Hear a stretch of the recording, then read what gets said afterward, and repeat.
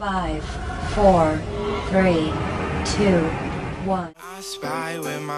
Ladies and gentlemen, welcome to T-minus episode 4 entitled Who Can Really Complain? I'm Mikey Bro. Today we're going to go over the injuries as it relates to total days served as it relates to every single ABL team this season.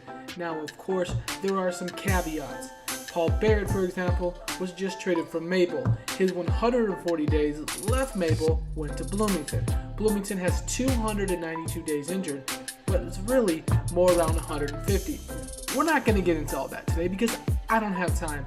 I did quickly sift through some of these things, and I did notice that there wasn't too many of these, so the information provided will be fairly accurate as it relates to days injured. Like I said, Paul Barrett being a situational example.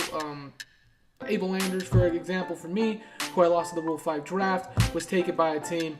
He was on the deal for the entire season. That bumped up the entire team 100 and something days as well. But it doesn't matter. We're just going to go into everything as it relates to that because it's, from what I was able to surmise, pretty accurate otherwise. And it does paint a pretty fun picture. The least injured team this season so far has been the Kansas City Tornadoes at 190 days. At number 23, the first place Havana Stogies in the Sir William Division have only missed 218 days from their squad. In 22nd place, we're going to count down from 24 to 21, obviously, it's Brooklyn, 299 days. 21st place is, of course, the aforementioned Bloomington Blazers at 292 days. Georgia, who just slipped out of the playoffs last night because this is based on the brand new update, Stats Plus this morning, thanks Jason, 368 days. Mile High, second place in the Sparky, 382.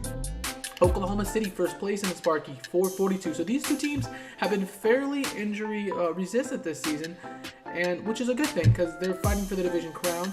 Mile High obviously closing that gap to a very reasonable distance the last couple times. Next up, we have Cabos at 472 and Vancouver at 479 and 17th and 16th respectively.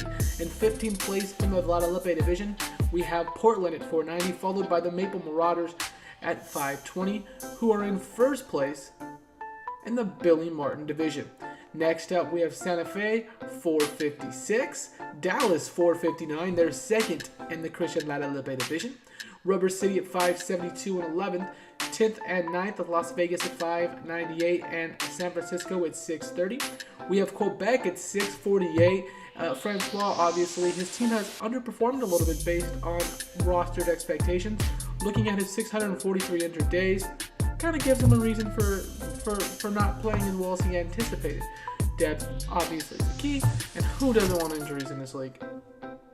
But aside from joking, it is cool to look at these things, in my opinion, and kind of see why teams are where they are. And Quebec has a logical explanation for not being as good as they thought they were going to be.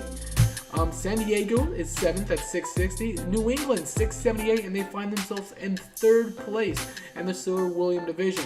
Seattle is at 758, which lands them 4th. And here's where or 5th, excuse me. And here's where it gets interesting. The top 4 teams who have been the most injured this season are all playoff teams.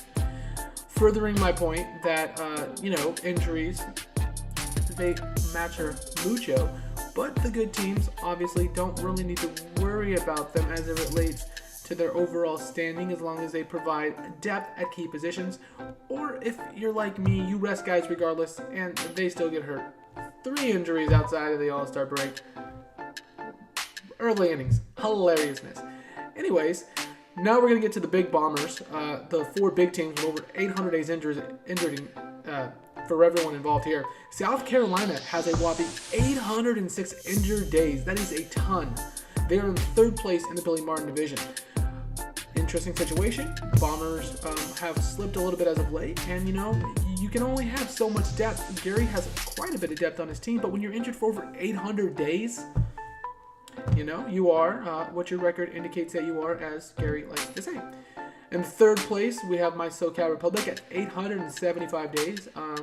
That's a lot of days injured as well. Now, the 2 teams, 2nd and 1st, I don't know if you're keeping track, one of which is a team who had over 1,700 injured days last year. That was Hawaii. And the other one is Eureka, who had, I believe, over 1,000 days after talking to Luke. No, I didn't talk to Luke. What did I talk to? I forget. Had over 1,000 days injured as well last year. It might have been Luke, actually, talking about the injured team last year. But either way, so who's first? Is it Eureka or Hawaii? First place is Eureka, 1,133 days injured. And Eureka, who I was talking to Jason about, was talking about how they fell off a little bit this year. Well, I'm sorry, when you've missed over 1,133 days by your entire team, you're going to fall off a little bit no matter how much depth you have. And Hawaii is second at only 1,048 days. This was the review of how many days teams have missed as it relates to injuries tonight.